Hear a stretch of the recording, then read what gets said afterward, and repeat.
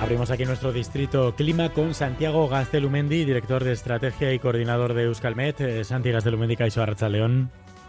Muy buenas, ¿qué tal? Pues acabamos de estar en directo en Málaga viendo las consecuencias de esta nueva dana que azota con mucha fuerza Málaga, Tarragona, ambas en aviso rojo. Oye, Santi, ¿por qué tantas danas? Llevamos bastantes semanas ya hablando de danas y danas que están, pues hemos visto evidentemente devastando la zona de Valencia, pero ahora también esta otra que afecta al sur, a Andalucía y también a Cataluña. Sí. A ver, incluso la semana pasada ya decíamos que te diría que lo normal es unas 10, 20 danas al año, ¿no? Entonces, incluso la semana pasada también decíamos, además de esto de las 10, 20 danas, que para esta semana no sería raro que pudiera suceder otro desprendimiento de aire frío en niveles altos para esta semana, y así se ha cumplido. O sea, que se veía ya la semana pasada. Los detalles no, pero sí esa posibilidad de que esa ondulación del chorro polar pues deje aislado en los niveles altos esas masas de aire frío que provocan esa inestabilidad. Entonces es una situación, te diría, yo no me atrevería a decir, a la pregunta de por qué tantas danas, te diría que bueno, hay que esperarse para saber cuántas danas vamos y si está dentro o fuera de lo normal. Ni siquiera es excepcional que separadas de unos 15 días podamos tener este tipo de efectos de las danas. Ni siquiera es eso excepcional. Luego ya vamos a los detalles, ¿vale? Entonces los detalles son que ahora estamos especialmente delicados con el tema, entonces todo lo que vemos nos parecen danas. En este caso es así, ¿eh? Nos separa esta dana de la anterior tan solo un par de semanas.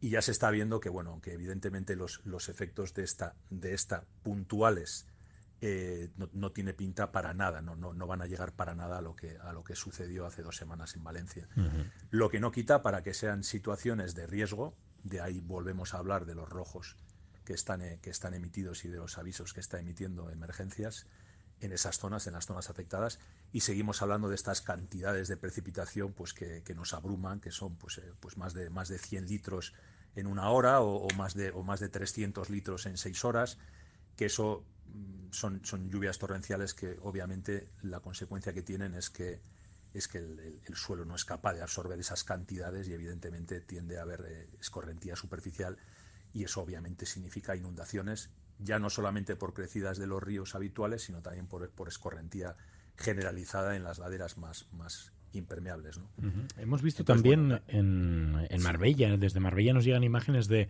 fenómenos de mangas marinas. ¿Qué son estas mangas marinas? Bueno, cualquier fenómeno de rotación, la manga marina es, por resumirlo, es una especie de tornado en el mar. Normalmente hace falta menos energía y tiene una capacidad destructiva muy menor. No se lo cuentes al barco que le coja la manga marina, pero es un efecto destructivo muchísimo menor, y en cuanto que tocan tierra tienden a desaparecer.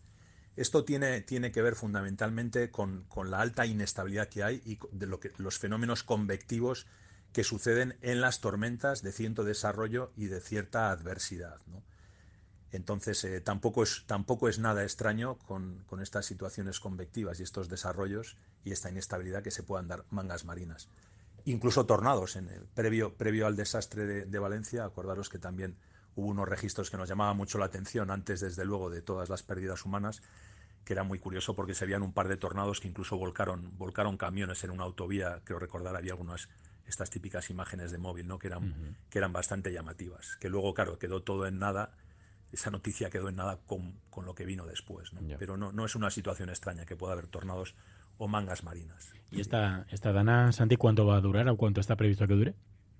Pues te diría que estamos prácticamente en lo peor en las zonas en las que está afectando de la península. Mañana todavía habrá activos algunos avisos y en principio se tiene que ir, todo ese aire frío en altura se tiene que ir desplazando y va a superar Algarve, etcétera, y va a ir hacia el Atlántico, y luego si volviera va a volver con otras características. Entonces te diría que para mañana pasado en principio estaría resuelto el problema. Uh-huh. De nuevo una situación de dana que, como hemos visto aquí, nos ha traído, pues no nos trae ningún tipo de efecto desastroso, sino de hecho va a acabar metiéndonos cierta componente sur, y eso hará que incluso nos suban las temperaturas para próximos días, después del efecto que ha tenido frentes y líneas de inestabilidad que han ido asociadas cuando ha transitado, como si dijéramos, esta dana venía, para que nos hagamos una idea, imaginaos una diagonal en Pirineos, y venía de Europa, de Centro Europa, y hacer una diagonal que pase por Pirineos. En principio va a pasar por Pirineos, ir hacia el Algarve y salir por allí, en esa diagonal.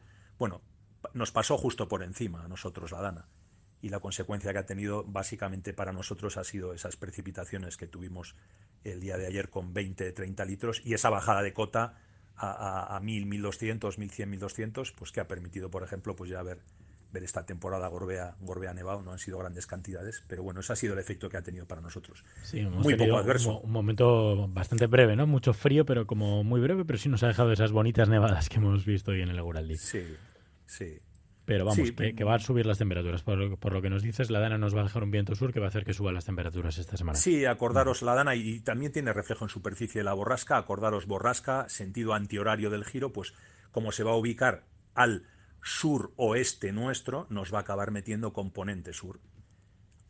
Y la situación también que explica lo que está pasando ahora en Málaga, lo que podría pasar en Tarragona, también tiene mucho que ver con lo que ya decimos. Ya yo creo que no sabemos un poco la dinámica de esto, obviamente no con los detalles que son muy importantes, pero la generalidad la conocemos: aire frío en altura, componente marítima con suficiente humedad en superficie, desarrollos verticales muy grandes, y luego ya hay un juego de ingredientes muy particulares que tienen mucho que ver con las zonas, con la orografía de las zonas particulares, con las guerras entre masas de aire a nivel más mesoescalar, más local, y eso es lo que hace ya que las tormentas puedan ser más activas o menos en ciertos puntos, y es lo que nos hace que eso, pues que en unas zonas caigan esos 300 litros que pueden caer y en otras pues caigan 7, ¿no? Como ya aprendimos en la Dana de Valencia. Uh-huh.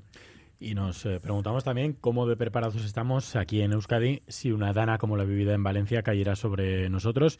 El otro día hablábamos con la Agencia Vasca del Agua, URA, el director de Planificación Hidrológica y Obras, José Mari Sanz de Galdeano. Nos decía que estamos preparados, que hay una colaboración perfectamente estrecha con Euskalmet, que es directa y que hay protocolos que se van actualizando. Recuérdanos, Santi, cuáles son y cuál es esa relación entre ambos organismos. Sí, pues como te comentaba José Mari, lo primero que os diría es que también hablamos, ya no recuerdo, un miércoles de estos, de los sistemas de alerta temprana de riesgo marítimo costero. Sí. Bueno, pues imaginaros que hay algo muy parecido, pero en este caso sistemas de acción temprana de riesgo de inundaciones. Entonces, eso tiene ciertos componentes. Entonces, vamos a intentar desglosarlo un poco. Entonces, los sistemas de acción temprana, en principio por ser de acción, tienen dos componentes importantes: el sistema de alerta temprana que ahora explicamos y los sistemas de ayuda a la toma de decisiones. Y yo os añadiría un tercero para que sea acción real, y es la comunicación. La comunicación entre agentes dentro de las instituciones, eso incluye lógicamente todo el departamento de seguridad, que sabéis que es donde está marcado Euskalmet, pero también lógicamente incluye a URA, puesto que hablamos de hidrología y es el agente relevante en modelización hidrológica en Euskadi, ¿no? Entonces, os diría que ahí hay tres cosas importantes: los sistemas de alerta temprana, la ayuda a la toma de decisiones y luego la comunicación. Y eso configura lo que es la acción temprana. No solamente hay que detectarlo, sino hay que avisar a tiempo. Y os diría que en el caso de inundaciones, en mi opinión, primer tema importantísimo: registro de datos. Necesitamos instrumentación, necesitamos tener registro de datos de niveles, de precipitación, de temperaturas. Eso lo tenemos garantizado en la red vasca, que como sabemos, ya hemos comentado alguna ocasión también, son datos cada 10 minutos. Esa es la cadencia de nuestro tiempo real. Cada 10 minutos nos llega un dato y podemos monitorizar lo que está pasando en ríos y en pluviómetros en todo el territorio. Luego, primer dato importante: registro de datos en tiempo real. Sin los datos, pues tenemos poco que hacer. Por supuesto, no nos olvidemos del radar. También hablamos en una ocasión de él. El radar nos da la precipitación en altura, lo que va a caer en el suelo. Y eso es muy importante. Radar y los registros de datos en superficie. Hay más temas relevantes, pero yo destacaría estos. Luego tenemos otra cosa importantísima, una pata fundamental, que es la vigilancia y la monitorización. Entonces, esos datos no basta con que estén ahí, sino tenemos que estar encima de ellos. Y eso, como bien sabéis, estamos trabajando 24/7, entonces estamos continuamente monitorizando y vigilando cómo se está comportando, en este caso, los ríos y la atmósfera. Hay otra pata fundamental, que sería la pata de modelización. No solamente nos tiene que interesar lo que está pasando en este momento o lo que ha pasado en el momento inmediato en los ríos y en los pluviómetros y la precipitación, sino que tenemos que tener cierta capacidad de adelantarnos a un fenómeno, ¿verdad? Y eso se hace a través de la modelización. Bueno, aquí juega un papel fundamental, puesto que hablamos de sistemas de acción temprana de riesgo de inundaciones, pues juega un papel fundamental URA, como os comentaba José Mari, ¿no? Porque son los encargados de hacer la modelización hidrológica, los que mueven los modelos físicos, los que transforman la precipitación en caudales. Luego nosotros estamos ejecutando modelos, famoso palabra, mesoescalares numéricos, bueno, grandes computadores haciendo muchos cálculos que nos permiten predecir la precipitación, cómo se va a distribuir y en qué cantidades va a caer en el futuro. Y luego también estamos manejando modelos de forma conjunta que nos permiten establecer cuántos niveles, cuánto va a crecer el nivel, ¿no? Uh-huh. Y luego vienen todos los protocolos de decisión y comunicación que son igual de importantes, que es lo que vincula toda la estructura de emergencias vasca y lo que pone orden desde el Departamento de Seguridad con todos estos agentes que estamos involucrados, ¿no? Alertas, envío de alertas, ¿no? Eso es. Y luego alguna cosa también que hay que recordar. El sistema vasco de avisos, alertas y alarmas está estructurado de forma bastante sencilla de entender. Es muy complejo, pero al final el resultado está muy masticado. Lo hemos dicho muchas veces: amarillo, naranja, rojo. Cada uno de esos colores significa una cosa, ¿vale? Incluso los ríos en Euskadi, los niveles, las estaciones de aforo que miden el nivel del río, también tenemos establecidos niveles amarillos, naranjas y rojos, que nos indican internamente, igual que siempre, igual que el significado habitual del amarillo, naranja, rojo, pero en este caso un poco más técnico. Vale, entonces el amarillo sería una situación que tenemos que empezar a vigilar estrechamente, pero en general no supone ningún tipo de incidencia. El naranja en un nivel de un río significaría que empiece a haber problemas, que el río empieza a salirse en algunos puntos, y el rojo significaría, como habitualmente, ya una cosa seria. Eso, bastantes estaciones de aforo, que no todas, tienen esos niveles establecidos en función de la experiencia y de las curvas de inundación, etcétera, y eso se hace en colaboración, Euskalmet, la DAEM y URA, por supuesto, y eso nos permite lo que estamos diciendo, ¿no? Tener un sistema completo que, además de monitorizar y vigilar en tiempo real cada 10 minutos los datos para poder avisar, pues nos permite comunicar. Y en la parte de comunicación, no nos olvidemos también, en Euskadi tenemos diferentes herramientas para conocer el estado de un potencial riesgo de inundación en tiempo real. Entonces tenemos desde el Twitter de Euskalmet, que os diría en este caso lo menos relevante, aunque ahí hacemos un seguimiento muy interesante, y lo más relevante sería la app de Euskalmet o la propia app del 112. Ahí estamos haciendo seguimiento y estamos informando. Y acordaros también de una herramienta bastante importante, que es los avisos a la carta. Los avisos a la carta es una herramienta que, si entráis en la página web de Euskalmet o de la Dirección de Atención de Emergencias y Meteorología, podéis tener información al respecto, y permite darse de alta en un sistema que te va a avisar automáticamente cuando tengamos avisos. Y luego todo esto que te estoy contando pues está en continua evolución. Estamos haciendo estudios continuamente de impacto o mejorando los modelos por parte de URA o por parte de nosotros mismos. Aquí incluso también hay pie para hablar de la inteligencia artificial y los sistemas ML, los Machine Learning famosos. Es decir, aquí hay mucha tecnología y sobre todo hay humanos y expertos trabajando y estando encima del problema, ¿no? Entonces, bueno, el riesgo está ahí, pero eso es. Somos controlados. Bueno, también desde URA, José Mari Sánchez Galdeano nos daba una cifra que creo que nos tiene que hacer reflexionar. Hay muchas zonas inundables en Euskadi. Tenemos en lo que estimamos que es el área más o menos que puede ser inundada por en torno a 100 años, de la lluvia esperable estadísticamente cada 100 años, tenemos en torno a 80.000 personas en ese ámbito, y es personas que están en riesgo. Bilbao, si cayera otra vez lo que cayó en el 1983 en Bilbao, el impacto físico que tendríamos sería muy parecido al que tuvimos en el 83. 80.000 personas viven ahora mismo en Euskadi con riesgo de inundaciones. Esto, desde luego, ya nos lo decía antes de URA también, da para reflexionar y, desde luego, para seguir actuando, ¿no? Como se está haciendo. Sí, o sea, comparto plenamente la visión de José Mari. Vamos a ver, como si dijéramos, en general, a ver, URA ha hecho muchas actuaciones y en muchos puntos se han resuelto problemas que eran históricos, ¿vale? Pero hay otros puntos en los que no se puede o todavía no se ha cometido cosas, pero en general hay sitios en los que no se puede. Entonces la gente tiene que ser consciente del que vive en zona inundable. El comentario que hace del 83 y de Bilbao es compartido, pero lógicamente, o sea, el oyente tiene que entender que estamos hablando de hasta qué nivel puede subir el río, ¿verdad? Entonces, ¿subiría hasta niveles muy parecidos si cayera lo que cayó en el 83? Pues es muy probable. Lo que desde luego no me quiero imaginar es que los resultados fueran los mismos, ¿no? O sea, es evidente que con toda la tecnología y todos los procedimientos que tenemos ahora, pues no tiene nada que ver con lo que pasaba en el 83. En el 83 no teníamos prácticamente, te diría, ni Meteosat, no había radares, no teníamos monitorizado en tiempo real, no existían los sistemas de alerta temprana. Entonces, independientemente de que haya puntos en los cuales se pueden seguir inundando bajos, y eso va a seguir pasando, lo que tenemos que trabajar todos es para que evidentemente lo veamos con el tiempo suficiente como para que se produzcan los daños materiales menores posibles, que siempre se van a producir, porque siempre habrá un día en el que caiga mucha más precipitación de la nunca vista. Esto va a ser recurrente. Entonces tenía por aquí algunos datos de efemérides para que nos demos cuenta un poco de qué cosas estamos hablando, ¿no? De qué cantidades hablamos. Había recopilado por aquí precipitación máxima en una hora, por ejemplo. Pues cayeron 115 milímetros en Sarria el 30 de mayo del 11. El récord absoluto ha sido en Valencia y han sido 170 milímetros. Es decir, en Euskadi 115, el récord de Valencia han sido 170. Y a nivel mundial 305 milímetros en una hora en la isla Reunión.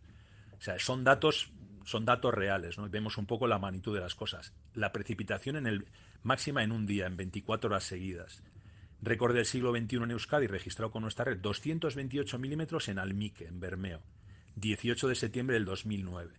En el 83, esa precipitación en 24 horas rondaría los 500 milímetros. En Valencia, hemos hablado de una estación que ha recogido 718. También, de nuevo, en la isla Reunión, que precipita muchísimo, 1.800 milímetros en un día. Lo que puede caer de media al año en algún punto de Guipúzcoa de los más lluviosos. Entonces, estos datos los damos para que veamos un poco la comparación, ¿no? Ya hemos visto en Valencia, en el Mediterráneo, este tipo de datos son muy superiores a los normales en Euskadi. Pero en Euskadi también nos pueden caer 500 milímetros. Ya cayeron en el 83. Entonces, fijaros que más allá de los 300 milímetros tenemos inundaciones garantizadas. No hay obra, no hay encauzamiento que podamos hacer a un río y que este río no reclame la parte suya cuando caen este tipo de cantidades. Es prácticamente imposible. Entonces, lo importante es informarse, saber que estoy en un área inundable, y esto es aplicable a cualquier punto del globo, ¿eh? O sea, hay que saber si vives en zona inundable y, en consecuencia, pues tener una cierta actitud vital, saber que cada 10 años te puede pasar algo de esto y tener una estrategia y, evidentemente, seguir recomendación de autoridades. Pero tener una estrategia de autoprotección, ¿eh? O sea, nada de bajar al coche como un descosido porque voy a intentar salvar el coche. No, eso es para episodios amarillos, no para naranjas rojos. Sí. Hay que preocuparse de otras cosas. Hace falta educación, formación y, desde luego, también mucha preparación. Nos llega alguna duda rapidísimamente porque estamos a punto de terminar. 688-840-840. ¿Tendremos en la zona del Mediterráneo la época de tornados o algo parecido? ¿O más mangas marinas, tipo danas y todo esto en breve seguramente? Gracias. ¿Santi? Bueno, antes hemos apuntado un poco, ¿no? Hoy he apuntado un poquitín la respuesta. No es tan extraño como nos puede parecer a nosotros el hecho de que se den mangas marinas en el Mediterráneo o se den tornados en el Mediterráneo. ¿De acuerdo? De hecho, incluso en Euskadi, y ahora contesto a esa pregunta, en Euskadi no somos ajenos a las mangas marinas, ni siquiera a los tornados. Podríamos hablar de ello la siguiente semana. O sea, en Euskadi tenemos incluso registrados algún tornado y algún tornado medianamente destructivo en el monte, ¿vale? En el área mediterránea son más habituales los tornados y las mangas marinas, ni te cuento, ¿vale? Entonces, siempre que tenemos esas tormentas especialmente activas, esos sistemas convectivos mesoescalares, que es organización de tormentas sobre la propia organización de tormentas, y que esas tormentas tengan suficiente crecimiento vertical y suficiente energía, pueden producirse tornados en tierra y mangas marinas en mar que requieren incluso menos energía para que se produzcan. Entonces, en la medida en el que el Mediterráneo esté cada vez más caliente y al menos el tipo de danas que nos vengan sean similares a las habituales y no peores, evidentemente el número de eventos de este tipo, que son bastante energéticos, pues no va a ir a menos. Uh-huh. Y la última, rapidísimamente, que nos preguntan por aquí, sí. ¿Dana es exactamente igual que gota fría? A ver, exactamente igual no, pero es muy similar y es la forma, como si dijéramos, moderna que tenemos de hablar de las gotas frías. Uh-huh. Para el común de los mortales podríamos decir que sí, que es igual. No es exactamente igual, pero sí es igual. Las gotas frías, las climatologías que cualquier aficionado quiera buscar de gotas frías, se las puede aplicar a las danas también. Pues Santiago Bastelumendi, director de estrategia y coordinador de Euskalmet. Gracias como siempre. Hasta el próximo miércoles. Gracias a vosotros. Agur.